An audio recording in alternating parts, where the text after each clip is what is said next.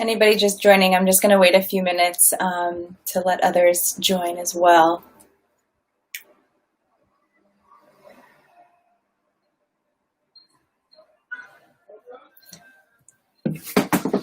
Just a few minutes.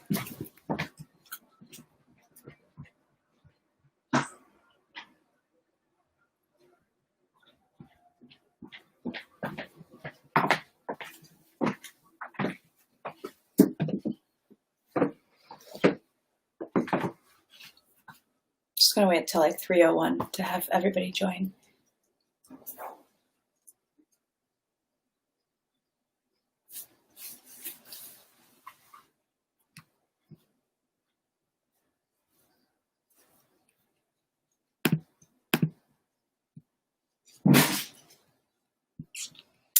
Okay. All right, so I'll get started. Today we're going to talk about the development process from start to finish. My name is Courtney Bagtazo. I'm a product developer and production manager at Stateless in New York. Stateless is a design, development, and production team working with brands across the world. We're an outsourced team for fashion apparel brands of all sizes. We have a partnership with Makers Row and now Embark.live. You can find our Makers Row link tagged in the comments. And embark.live is an online community that connects entrepreneurs, small businesses to business category experts. Where Makers Row is where you go to find how to make product. embark.live is where you go to find other professionals who help with all the other aspects of your fashion business. You'll be able to find Stateless's branding team on embark.live, and you can find us on Makers Row. So today we're going to be talking about the development process from start to finish. If you've been watching my lives, I've touched on how development works, and we did focus on development for scalability, sourcing, professional tech packs. But this time we thought we would share what a development process looks like at a fashion company, so you can start to try to model your business off of some of these practices. Feel free to ask questions as I go. I will pause throughout the segment, and we do have a lot to talk about today, so I'm going to go kind of fast, but stop me and ask me any questions. And today I have a very needy puppy just in the wings over here, so if you hear her, I'm just going to keep going. But we're all still home here in New York, so broadcasting from my apartment. I see people are going to start asking questions, and I'll just answer throughout. So firstly, I want to talk about the fashion calendar. You cannot start development without thinking about the calendar. It's very hard for a new brand to get on the fashion calendar. It usually takes about 3 seasons for you to hit your stride. So don't be hard on yourself, especially your first season. It's going to take you a while, but you want to start with the fashion calendar in mind. So here's a brief overview of what the fashion calendar looks like. For spring and summer, your production needs to be on hand, ready in February and March. For women's wear, your samples, that means, need to be completed by the first week of September, and sometimes even in August in some cases.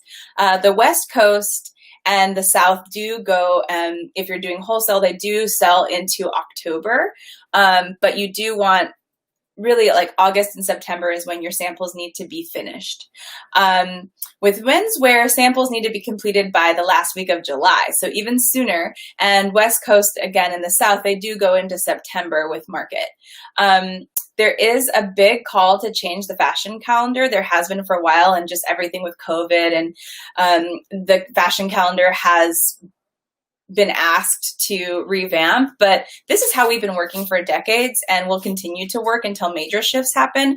I anticipate that the only real major shifts that are going to happen is that men's market and women's market will with for big seasons of having to make samples spring, summer, fall, and winter. It's a lot. So it doesn't really apply. The changes that we'll be seeing, I don't think will apply to small brands like the ones we work with and presumably you guys. So just keep that in mind. And so anyway, if you're doing e-com, you might think, well, gosh, you're talking about wholesale market, right? But you still want to have your samples finished for spring and summer no later than October, because you need to be starting your production by November, no matter what your sales model is. And you need to take the time to shoot your samples, edit everything. For me, I always prefer to do things up front, because there's a lot that you'll have to do in production. Even if you're working with a team like Stateless, who really kind of does it all like turnkey for you, you still have a lot to do up front between when you are done with your samples and get your production on hand as the business owner. So you really want to not scramble. It's already stressful enough to start and own a business. So anyway, fall, winter. Production ships between August and September. That means you want production on hand by August and September. Women's wear samples need to be completed the first week of February, sometimes mid-January in some cases. Men's wear samples need to be completed early January. If you're doing e-com, you can finish your samples as late as March, but again, you want to start production by April. So I want to touch on this. There's a lot of talk with non-industry people who think that they don't need to follow the fashion calendar when they start an e-commerce business. There's a lot of people who are from outside joining this industry who think that they're, going to disrupt it. You can disrupt it all you want with whatever your product and your marketing message is, but you absolutely need to focus and still follow the fashion calendar, because selling seasons are real. Consumers start buying swimsuits in December for winter vacations, and they usually stop buying it by June. Plus there's also seasonality to sales and markdowns. So if you launch a product, if you're an underwear brand, you might think like, oh gosh, I don't need to worry about the fashion calendar. You most definitely want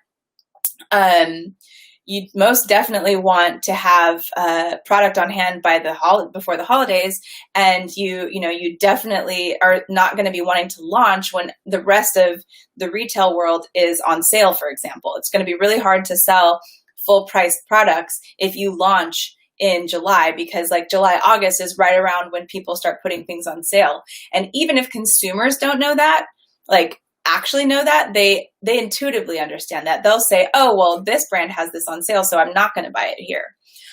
Now, with getting yourself on calendar, do not be hard on yourself as a new business owner. It's going to be hard. Sometimes it takes people 12, 13 months for their first development cycle. Usually it should only take 9 months for development, but it's not just your factories that need buffer time in. Like sometimes things on the labor side, it could be that, fabric took longer than we thought it would to ship.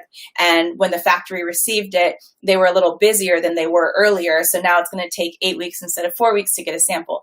Things happen on the manufacturing side, but a lot happens on the brand owner side. Getting your logo started too late, passing it, not developing your labels soon enough in the process. Having a fitting and not speaking up during the fitting, coming back for us, if you come back to us after we've done a fitting with a bunch of notes, that's like a wrench in the spokes, and you slow down the process. Now it's okay that you don't know to speak during the fitting and it takes you time to process, because this is new for you. It's not a problem, but just know that every time you take extra time to make decisions or don't, get something soon enough, it's going to affect the timeline and ultimately all the timeline slides, because you're the business owner, it affects you. And so I want to say, don't be hard on yourself for taking the time. You might have another job. You're not familiar with this industry. It's going to take you a while.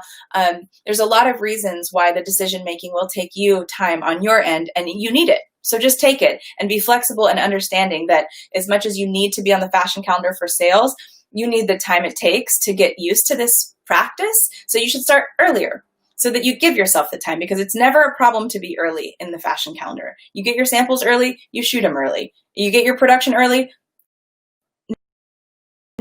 no big deal. Bigger company getting production early because of capital, but those are good problems to have.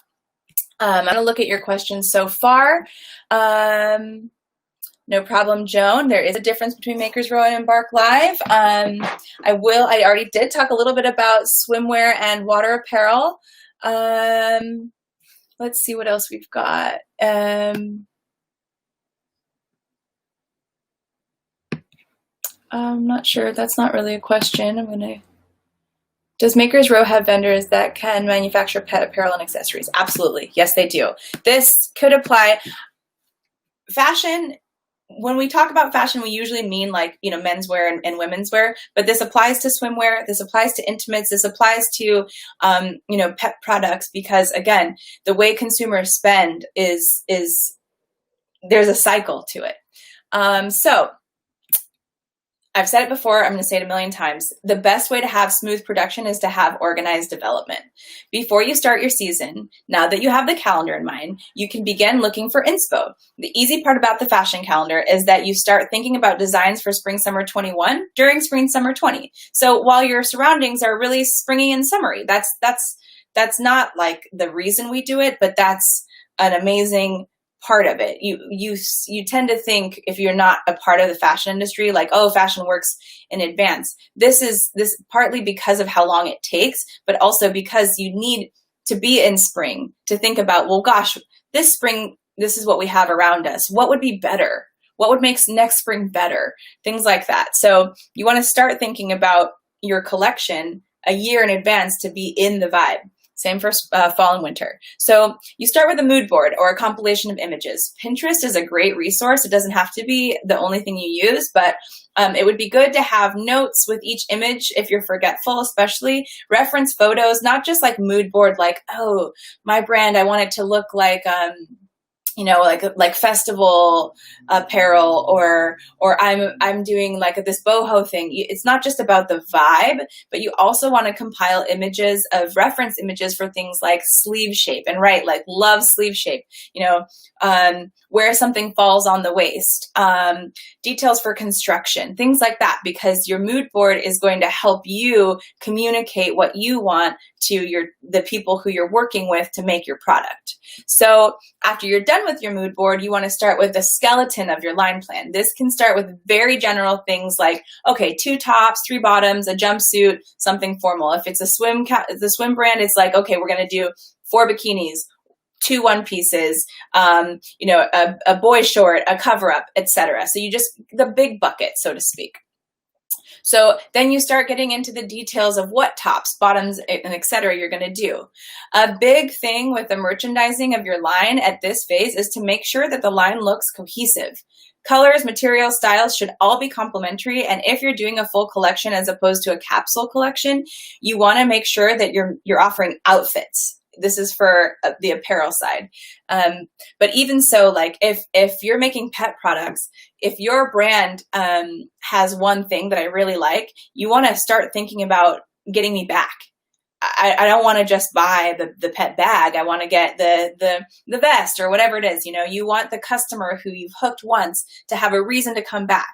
And if you make good product, they're not coming back because they want to get a second colorway of that thing. They're coming back for other stuff. So line offerings work well in these style counts. You could either do like a capsule collection of 4 pieces, 7 pieces, and then up to like 12 to 14 pieces is like a full collection, and you can keep going past that. But even if you just make 4 styles, a good way to beef up your line is to make several colors of the same style, so you have lower development costs, but a good range of product to offer. Obviously, the more product you offer, the more expensive it's going to be for you. So obviously work within your budget, but that's a great way to really especially if you're doing e-commerce, or even if you're going to like the wholesale market, if you have a little rail and so there's only 4 pieces on it, it's going to look a little weak. Same on your website. Somebody comes to your website and it's just 4 products. They're like, okay, this is a new brand, and it's okay to be a new brand. No one, you shouldn't hide that you're a new brand, but you want to portray legitimacy. And in order to do that, you want to give a variety of options. So even if you do have those 4 styles, if it comes in these 4 colors, be some brands come to stateless in particular with this part really clear, while others need help even identifying the line plan. We offer trend research services if you'd like this type of help. But not even big brands. Not everybody works with trend directors. Big corporations who do have trend research during the mood board phase, they work that way. But you may be able to intuitively figure this out, just on your own Instagram scrolling, or you want to try to identify at least a couple trends that are not at the end of the line, to make sure that in a year when you're launching the product, you're not too late. I'm going to just double check that anybody has any other questions.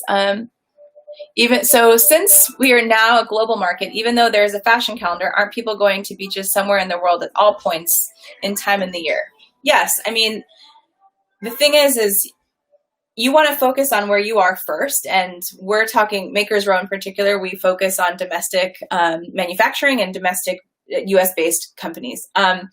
But, you know, for swimwear, it's such a small package. You can mail to Argentina in the winter. So if you have, you know, ad dollars that you're spending in South America in the North American winter, then they can buy your product. So you still can offer year round, but for all intents and purposes, there has to be guardrails on the way you run your business. And so that's why the calendar is so important.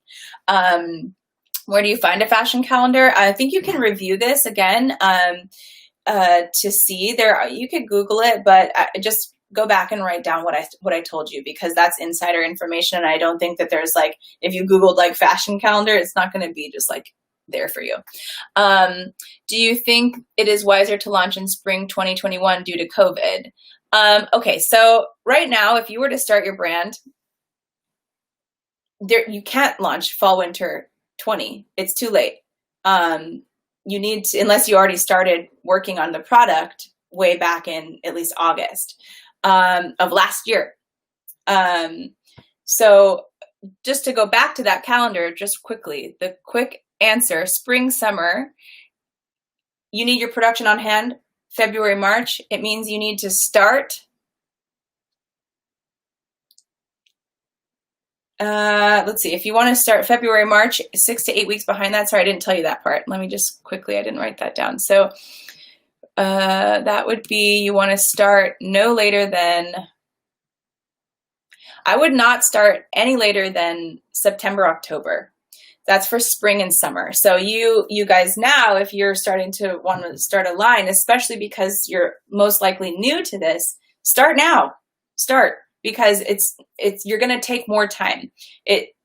Almost every single first season brand, as much, even if they have all the time to dedicate in the world and they have a strong team, it usually takes them more than 9 months to develop. So your development cycle at minimum is going to take 9 months. So just remember that. Okay, and then fall and winter, you know, you really do, you want to start production in April. So that means that you want March, February, January. Again, you want to start for fall, winter. You really do. You want to start like August of the year before. Okay, so going back to where I was.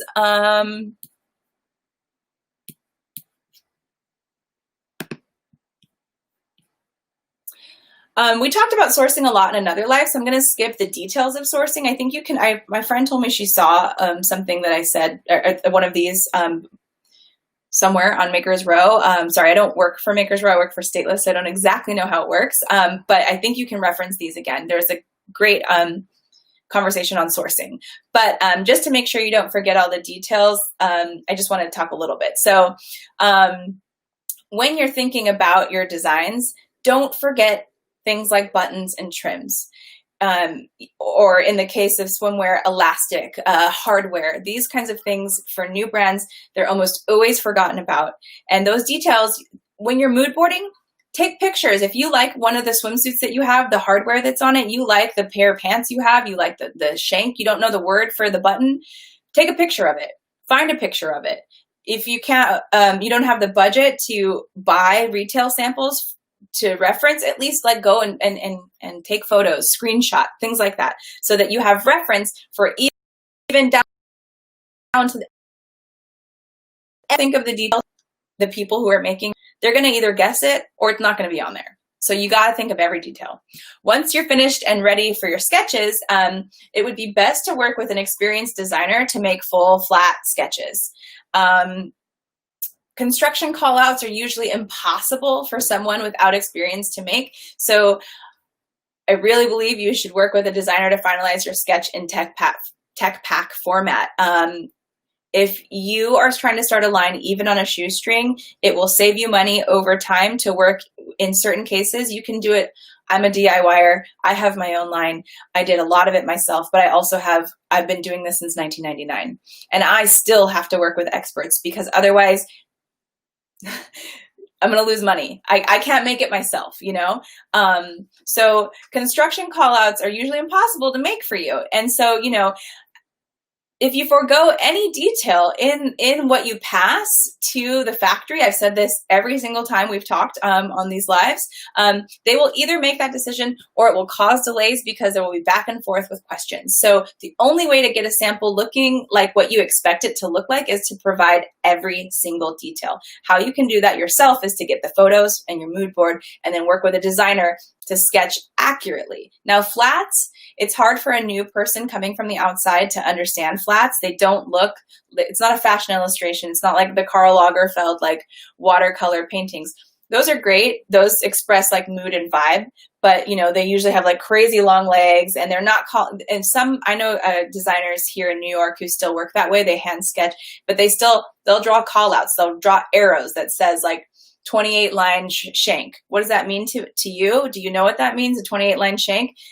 Maybe, maybe not. So you need somebody like a designer who knows what to call out for each little detail on your sketch.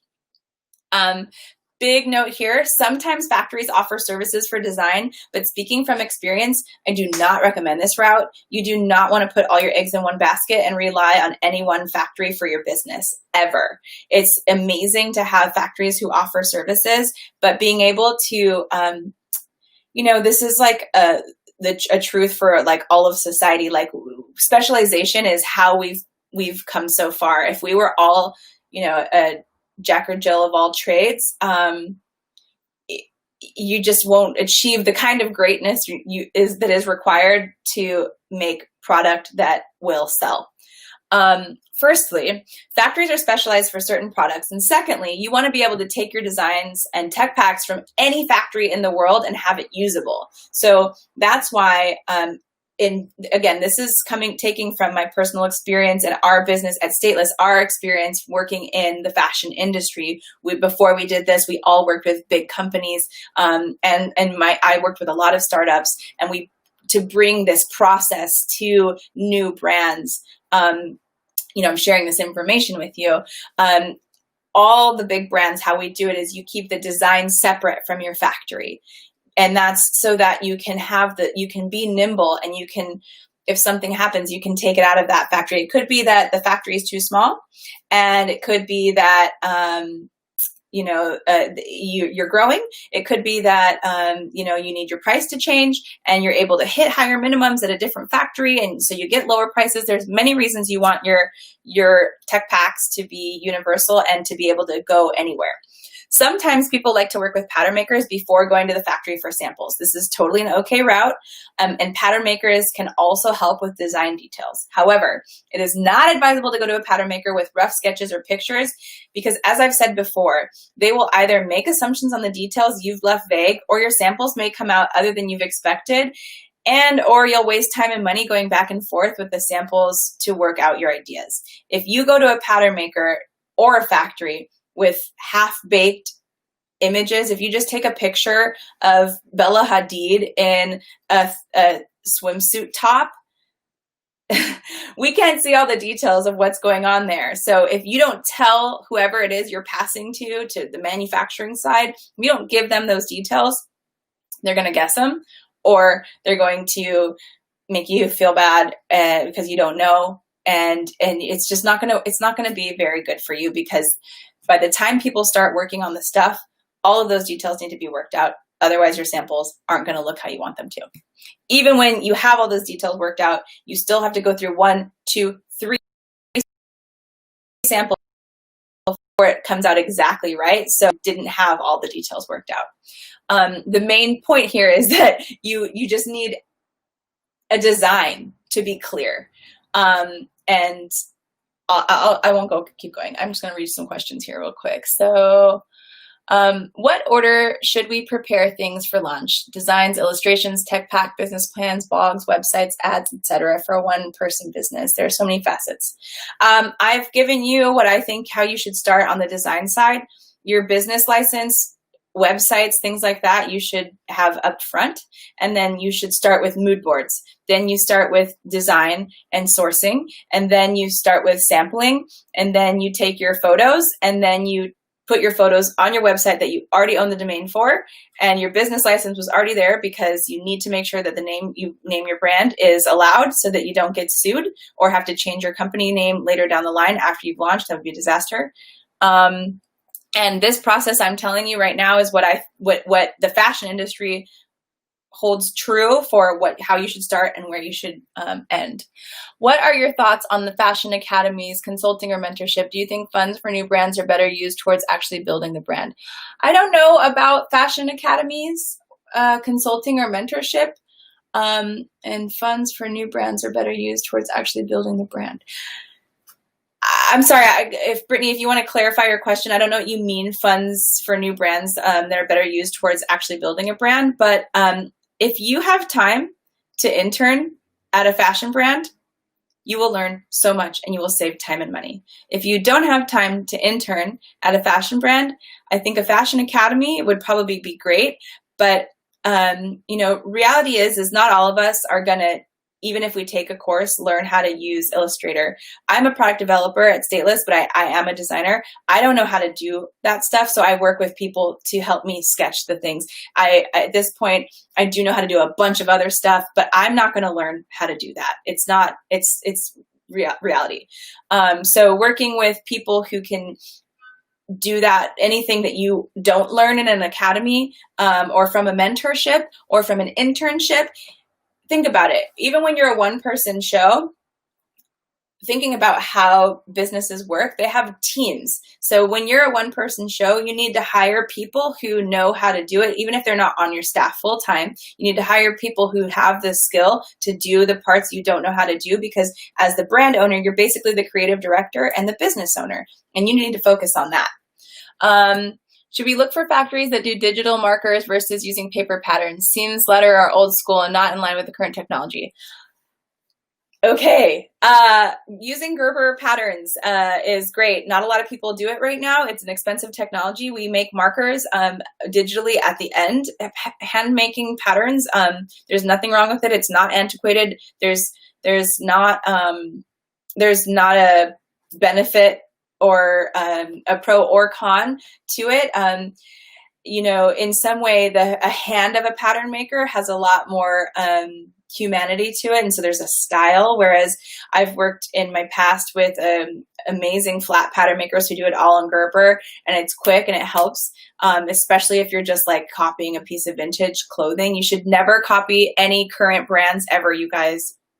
Always change it. Reference it, that's fine, but it is bad business to copy brands that already exist. But if you're taking like an old 1940s army thing and giving it to a pattern maker who works in Gerber, it's really fast. But flat patterns, they don't have as much room for the style. So usually, even after you do a fitting, they're gonna need to do some things that are kind of like hand making it. So I don't have an opinion either way. Ultimately, you always digitize your files, and so your patterns, you either pay for it later to digitize it, or you're paying a higher price to have digital files from the beginning. Initially, since I'm working with a company in California for development, I'm going to use them to manufacture my first batch, but then it doesn't sound financially smart to continue manufacturing with them in California when I'm in New Jersey, since it'll cost a lot to ship here. I'm assuming looking for a manufacturer in New York is smart. Are there many of them on the East Coast? Okay, big, good question. LA manufacturing is much cheaper than East Coast manufacturing. There are some manufacturers, especially for swim, in New Jersey, and even like there's some manufacturers in Pennsylvania. Most of the factories in New York, the labor is so high. If you're not doing like super high-end blazers that you're going to sell for $400 to $800, you can't. I mean, one of the factories we work with, her rent is $40,000 a month. it's crazy expensive here. But if you're making, there's also some advantages to New York. They'll make you 25 pieces. That's the only place in the country that will make you 25 pieces. But you have to pay for it. You might pay, I'm making this up, but you might pay $30 for cut sew in New York, and you'll pay $9 for cut sew in Los Angeles. And that's because of the difference of the economy. But in Los Angeles, you're going to have to make 300 pieces. So can I make my own patterns and samples? I want to work with a factory. When will they be open to my head start? Will they be open? If you have the ability to make patterns and samples, go for it. Most likely it's going to just help you flesh out your ideas, but it's not going to slow down, or speed up the process that much, because you don't have all the machines. You don't have a cover stitch machine at home. You don't have all the machines that the factories are going to have. So your patterns have to be adjusted for whatever type of machines you're using, the seam allowances. So to flesh out your ideas, to see if this is basically a sleeveless shirt, if we wanted it to be maybe, I bought this, but I personally, if I had designed it, I would have curved out this armhole because I like the way that looks better. It's more flattering on my body type. So working through a sample and being like, oh, I think I want this cube dress. Oh, actually, let's curve this. Things like that will help you, but ultimately you might still have to do 2 or 3 samples with your factory. What is the process if you decide to go the pre-order route, as in introducing the brand now and having them pre-order within the next couple of months? I will answer that question later.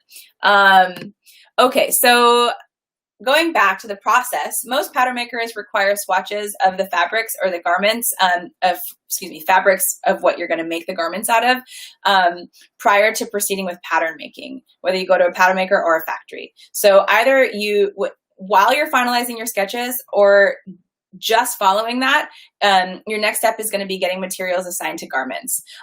Some people like to work backwards from materials, you go first looking for fabrics and then you design. But even then, there may be linings or trims that need to be assigned to the garment after sketching. So once you've determined all the materials, you need to build your BOM, the bill of materials. I talked about this already, so I'm not going to go into too much detail, but we also talked about how BOMs work to help as a cut ticket. So if you want to go check out a previous, I think it was my last one I did, I talked a lot about that. But going into cut tickets, so your bill of materials is basically like your recipe. It lists everything that is in your product. Your cut ticket is a document that the factory uses to determine what materials they're going to cut for each garment. This document has swatches that illustrate the self fabric, the contrast, the lining, etc. Me as a product developer, because I like to work smarter and not harder, I take my bill of materials, and when I go to a factory and I'm passing off a design, I cut out just from the color card, a cut little swatch. If you haven't ordered the fabrics yet, little swatch, and I write self, combo, lining, etc. And that helps the factory, because they need to know. They can't just you can't just say oh, the silk will be the dress. They need to know what fabrics they're going to cut, and it's a visual for them. You use cut tickets in the sampling and in the production process. They are essential for making sure a garment is cut in the right materials. And if you do not make this document, you will have nothing to hold the factory accountable for if they cut the wrong thing. If you just say, oh, just cut it out of the same fabric you did last time. If they remembered wrong, it's your fault, because you didn't give them a document that has that swatch. So, big question about specs next. As I mentioned in a previous live, tech packs are comprised of sketches, BOMs, and specs. Some pattern makers or factories can work without specs. You simply tell them size 2, for example. However, this is not advisable for several reasons. You want your fit to be consistent with what a size 2 means to you, could be different for a different pattern maker, etc. Okay? If you do not build specs, you cannot hold the factory accountable for making something incorrect. The factory is not your enemy, but you always want to have documentation holding them accountable, because the first thing they'll do is say, your fault. Because ultimately, unfortunately, it is. If you're not clear with them, if they don't make something the way you wanted it to, it's your fault. So one time, for example, I wanted it to be wide lemons on the flat, on the half, which is on the flat. And And it said that at the top, and they did the rest of it right, but they just misread the spec and made it a peg leg and when it was supposed to be a wide leg. The sketch we passed had a wide leg. Everything we did gave them the information. And they already wasted our fabric and sewed up a sample. And so we already lost money as the brand in fabric. But I was able to say, hey, look at the sketch, look at the spec. You did everything else correctly, but the leg opening is too narrow here. Please redo it. That holds the factory accountable. They lost too because they made a mistake. It's okay. We're human beings. But I had a document. I had several documents. I had my tech packs to show why they did it wrong. Most important reason for building specs, though, is that if you end up working with several factories or need to change factories one day, you will ensure that you have a consistent fit.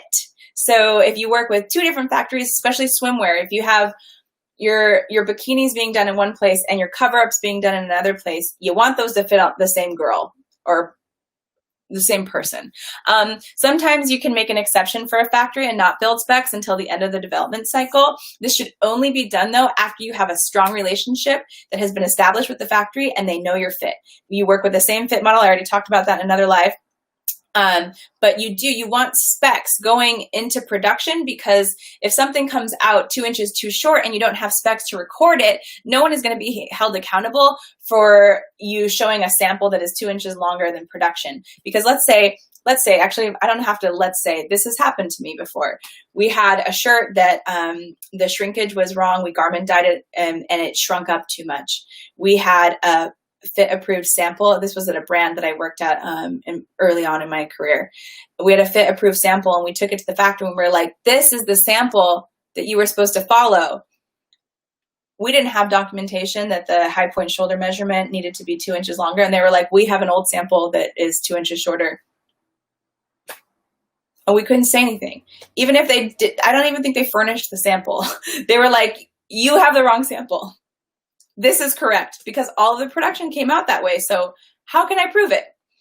Okay, so does stateless work by the hour or by project? You can hit up stateless. We do sometimes, very rarely, work by the hour if it's something that requires discovery or it's like a special project, but most of the time we work by style count.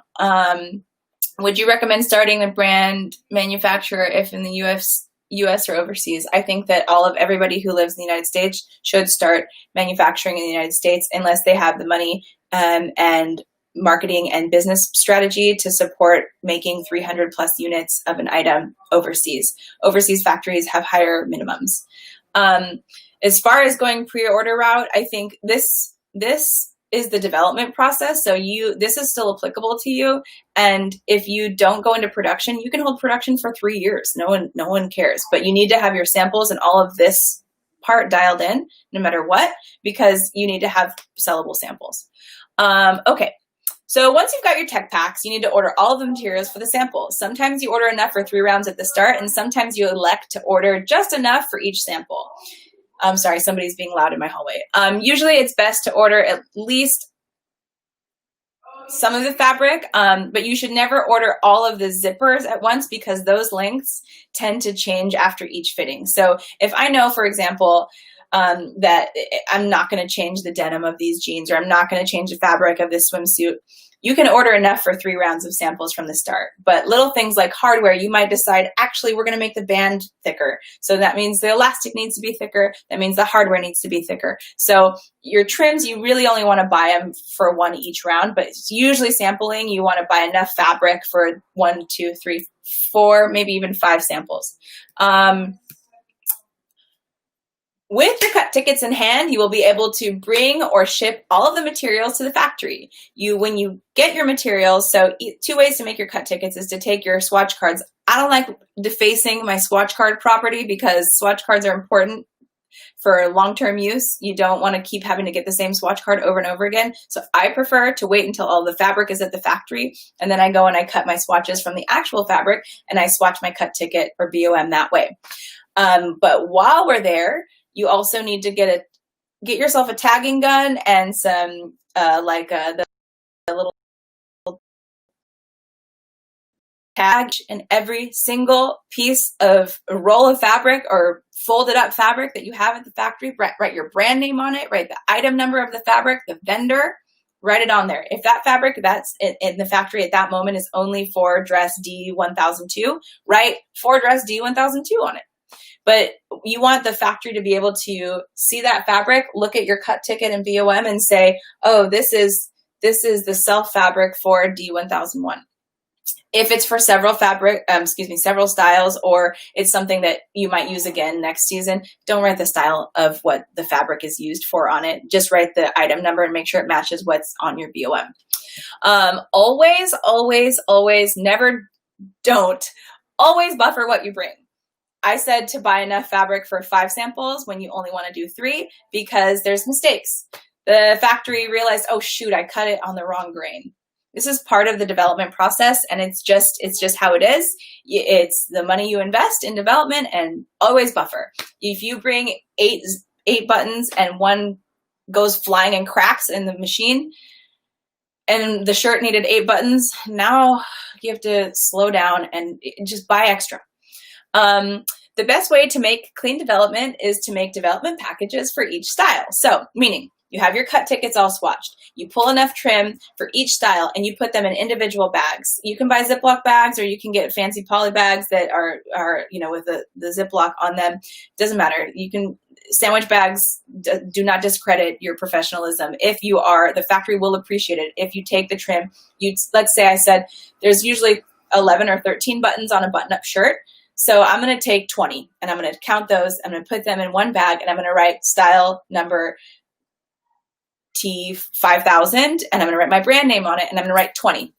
I'm also going to take a picture of that. You do this for every little bit. If there's an elastic that's across several swimsuits, write 1/4 inch elastic for swimsuit number 2000, 2001, 2002, 2003, right? About how many yards, even if you don't count it, if you just eyeball it, say 15 yards, take a picture of it. Record everything you leave at the factory, because then if they're like, hey, we don't have enough elastic, it's going to be your fault if they don't have enough elastic. And if you don't remember how much you brought, you should be like, no, I remember on this day I sent you this. I sent you 45 yards of that elastic and we've only done 2 samples. Find it. You might still need to show up and find it yourself. If you're working remotely, it's a little harder. It usually just means you have to call and be annoying. But if you have the ability to go into the factory, or your team member like me, I would go in and I'd be like, I dropped this off. Let's find it. So this is especially helpful when you work with a pattern maker that's separate from the factory. But in all cases, you need to have each, this dress has these materials on it. Here's my swatch ticket and here's all the trim. And a good factory will put that, and they'll just poke a hole in it and they'll put it on the hanger with their pattern. And then if you have a reference sample or something that they're kind of following, they put it all together in their own little packages. The best way to create a headache for your factory is to drop things off piecemeal. Sometimes this cannot be avoided because of the way things get shipped, but factories will not start until they have everything on hand. So it's really good to make sure that those development packages are all set. Now, samples take 4 to 6 weeks from start to finish once all of the materials are on hand. And remember, this is customary to go through proto fit, second fit, and PP samples for each style before anything is fit approved. We talked about this before, but I also just want to remind everyone that you only sample in one size and in one color. If you have other colors, you wait until your PPs are approved and then you go into SMS for all the other colors. If you're concerned about your size grade and want to test it before production, you can make sure that your grading is right by doing what we call a jump size set, or a JSS, and that's after your PPs are fit approved. If anything needs to change, you'll pay for grading again, but it's better than having a bunch of production that doesn't fit. During the sample phase, it's really important to check in with the factories regularly. Always check in. If you hire us, check in with us if you have questions. Everybody needs accountability. Once you've received your samples, you will conduct a fitting. You always use the same fit model. Again, we talked about this before and the importance of fit models, but I just want to reiterate it here.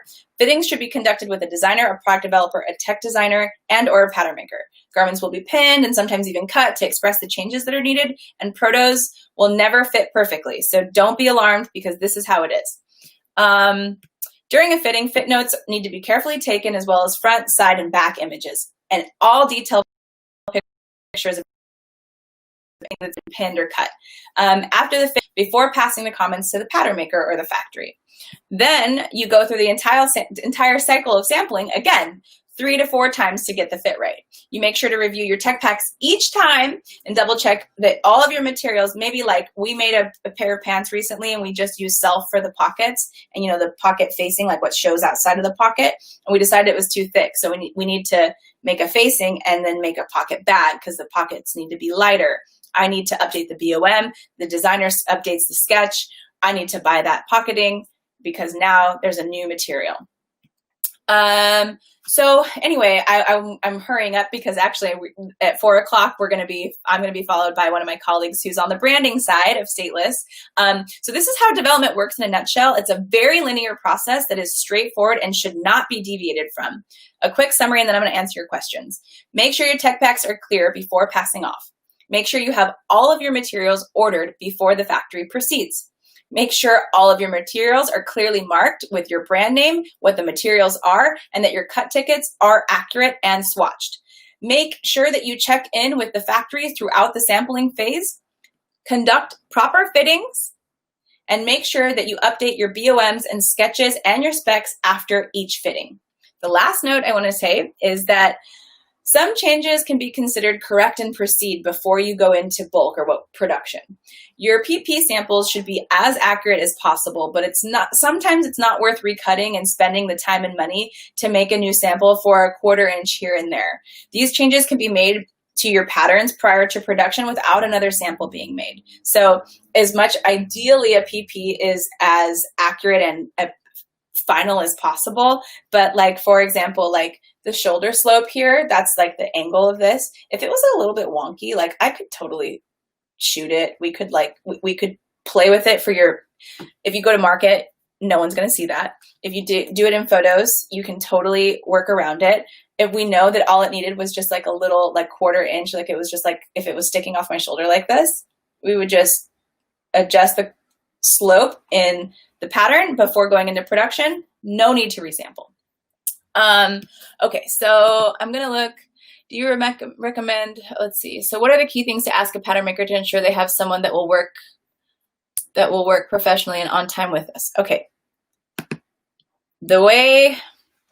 My take on this is that you don't have any factories that you vetted yourself. So you need to work with people who they like to work with because they know they're credible. I'm not trying to knock anybody out there, but it's not as if they're predatory, but there are a lot of factories that market to brand people like you know, new brands. And I don't know if this is showing up on the screen. I don't know what I just did there, why that's on the screen. Anyway, you know, they'll try to help you and they'll say that they can design your stuff and that they'll finish it all the way to the end. But like I keep saying, there's specialties. If you work with a factory, there are some factories. I know one of my favorite sewers in LA, she's amazing at swim, but she's also amazing at beautiful women's wear. She can make insane stuff. She also makes pet products. You know, some places have the dynamism to do anything, but because, not that you're completely clueless, but you guys, you know, you're coming into this industry new. You don't have the professional experience. You don't know the language. If you don't work with somebody on your side who works for you, or with you, to advocate and who has the language and does everything properly and knows what to ask for from a pattern maker, there's always going to be problems. I know how to fix them because I've been doing this. You probably won't know how to fix them. And then you're just going to be like, So you want to work with people who have worked with the manufacturers that you're going to. If you go to a manufacturer blind, okay, if you can afford, if your budget doesn't allow for you to hire somebody like Stateless and you want to do it yourself, okay, you will probably spend more money over time. Just know that, and know that you need to spend more time in your development process. You want to start like 13 months ahead because you're going to go through probably 5 samples because you don't know how to fix the problems yourself or how to vet your pattern maker. Let's see. So can I provide her name? No. There's another add-on here. The biggest things are all very protective of who we work with. If you work with stateless, any vendor we work with would be your contact. But Makers Row has an amazing roster of factories, pattern makers, etc. But our vetted, nobody, unless they're your very good friend who doesn't work with you, is going to give you a good vetted contact unless we're working together. It's because we want to make sure that we protect our factories and make sure that people who know what they're doing are working with our factories, so that we want our factories to have as much business as possible as well. But we also don't want them to be bogged down by, some new designer who doesn't know what they're doing, who's running them around in circles, because that takes away from our ability to have an efficient relationship with that factory. So everybody in this industry is very tight-lipped about their contacts. But if you work with people, that's why I say that you need to work with people who have done this before. So I'm going to go, I always go over, these are supposed to be 20, 30 minutes and I always go like 50. But I'm going to be here again. Let me just look at my calendar really quick. I believe it is not next Friday, but yes, Friday the 19th and, Friday the 26th. Friday the 19th for sure. I will be here speaking to you guys, so stay tuned. And if you are interested in learning about branding and things of that nature, Evan, our director of branding, will be speaking at 4 o'clock. So thank you guys so much. Make sure to sign up for Embark Live. They're going to launch soon, and I think they're giving a promotion. Find Stateless on Makers Row, makersrow.com/stateless. And sorry I ran so fast. I really wanted to cover a lot here. I'm pretty sure you can review all of the talks I've given. And I hope to see you guys at the next one. Thank you.